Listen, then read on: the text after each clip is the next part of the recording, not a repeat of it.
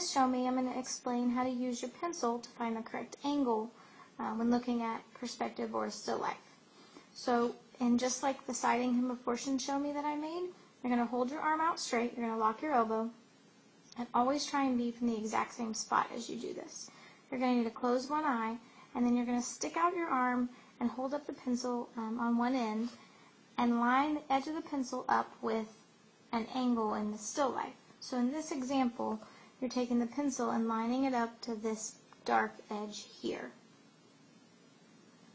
So in this case, the guy needs to tilt his pencil a little bit more to the left so that it lines up exactly with that edge.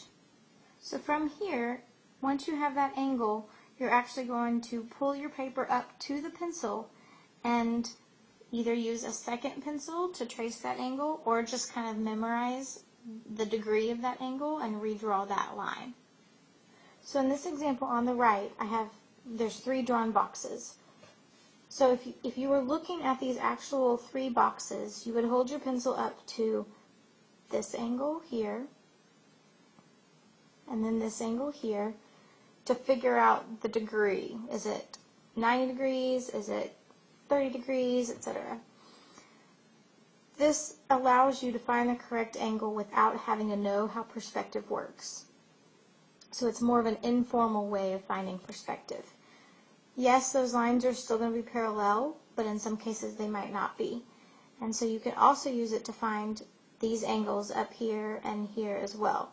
So anytime you get stuck and you can't eyeball it, you can hold up your pencil to those edges and then make sure that you take your paper up to those angles instead of taking your pencil down to your paper on the table. Because if you take it down on the table, it's actually going to change the angle. And in this example, there are some things that might be a little bit more difficult to figure out. So you might be able to get the angle of the steps here,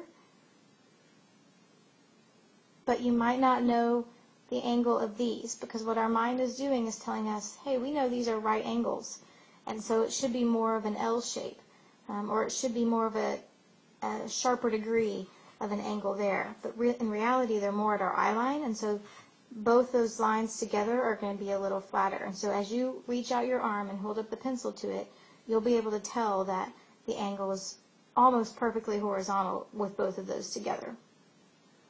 And that's it. You can use it in several different areas.